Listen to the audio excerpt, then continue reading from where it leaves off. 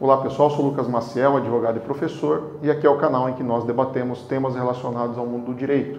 Hoje nós vamos falar sobre um assunto relacionado ao direito do consumidor, que é o tema venda casada. Antes, porém, gostaria de convidar você a se inscrever no nosso canal, ativa o sininho também, deixe seu like, comentários e também se inscreva em todas as nossas redes sociais.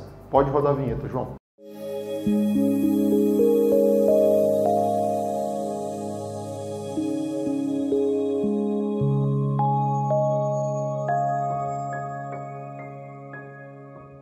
Bom pessoal, como já falamos na introdução do vídeo, hoje nós vamos falar sobre um tema recebido por um dos nossos seguidores que está enfrentando um problema que eu acho muito interessante falar aqui com vocês que nos acompanham, compartilhar sobre um assunto que é bastante comum, principalmente agora em que estamos chegando aí no final do ano, começam as vendas de Natal, então é importante que você que nos acompanha tenham muito conhecimento sobre essa questão relacionada à venda casada. Antes da gente avançar aqui sobre a dúvida do nosso seguidor, importante mencionar o que seria o Instituto da Venda Casada. E aí a gente vai buscar isso lá no nosso Código de Defesa do Consumidor e nós vamos observar em dois artigos muito importantes a figura que proíbe esse tipo de conduta realizada pelo fornecedor.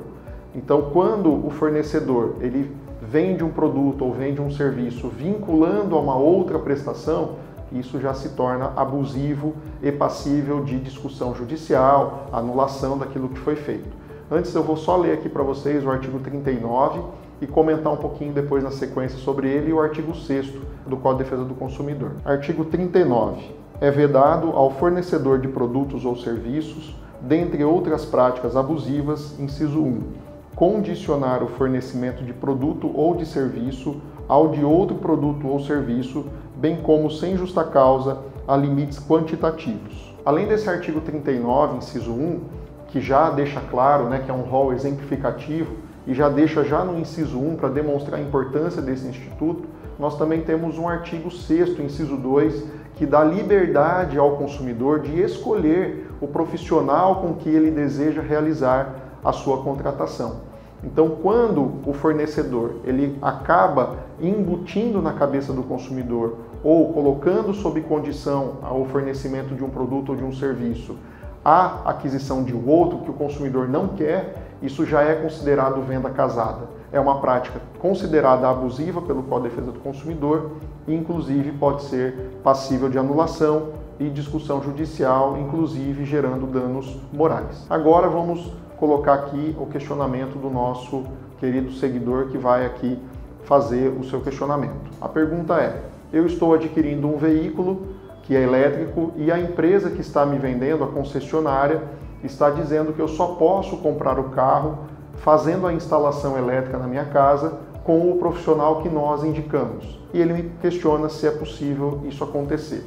E a partir daí, então, respondendo já a pergunta, a gente chega exatamente nesse ponto da nossa venda casada. Quando a concessionária vende um carro elétrico, ela até pode indicar ao consumidor alguns profissionais que ela deseja que você faça o serviço de instalação elétrica. Agora, condicionar a esse profissional ou aquele, isso já é considerado venda casada e prática abusiva.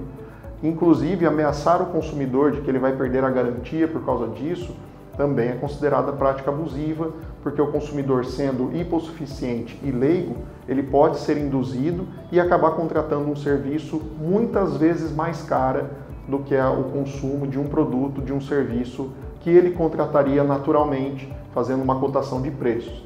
Então, quando o consumidor ele é colocado em dúvida, ele fica receoso, com medo, ele vai realizar condutas que ele não desejaria fazer naturalmente. Então, quando a fornecedora vincula essa venda à contratação de um profissional que não é daquilo que o consumidor desejaria, isso é considerado venda casada.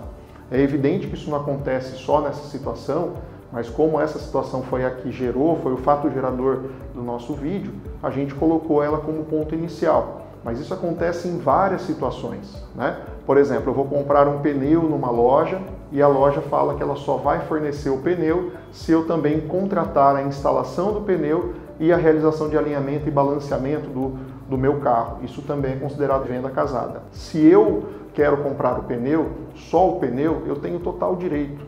Eu não sou obrigado a fazer a contratação de serviços que eu não desejo. Eu posso comprar o pneu na loja A e instalar e fazer alinhamento e balanceamento na loja B, ao meu critério como consumidor. A mesma coisa acontece quando você vai ao cinema e ele diz que você não pode entrar com pipoca, refrigerante, seja lá o que for, que seja adquirido fora do espaço do cinema. Isso também é considerado venda casada. Então, você não pode condicionar a aquisição de uma coisa sobre outra. Isso também acontece muito na atividade bancária, quando você vai fazer algum tipo de negociação, o banco exige que primeiramente você abra conta naquele banco, sendo que aquela negociação independe de você ser correntista ou não do banco. Isso também acontece com muita frequência em empresas de telecomunicação. Quando você vai comprar, por exemplo, lá um celular numa loja, né? E essa loja também quer que você adquira internet, também adquira televisão por assinatura, que você também adquira outros tipos de serviço, também não é possível. É claro que se o consumidor ele tiver algum tipo de desconto, algum tipo de benefício, pode até ser amenizada essa situação quando a gente fala no combo.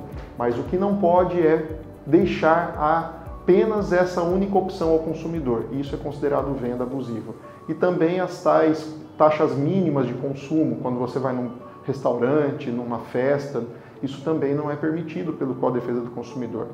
Então, diante de toda essa situação, esse contexto, fica evidente que o consumidor ele tem a liberdade, ele pode escolher o profissional com que ele quer fazer a negociação.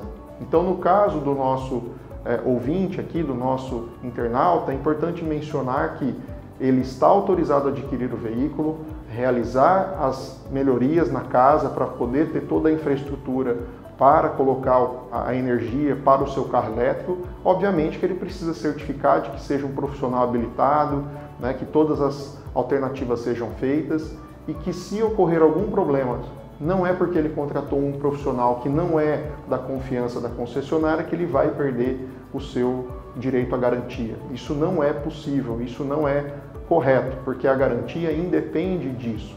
E se você passou por uma situação como essa, você tem total direito de brigar pelos seus direitos e pedir o ressarcimento dos valores que você foi obrigado a contratar sem que você gostaria. Então esse foi o nosso vídeo de hoje, ficamos aqui para outros esclarecimentos. Até lá!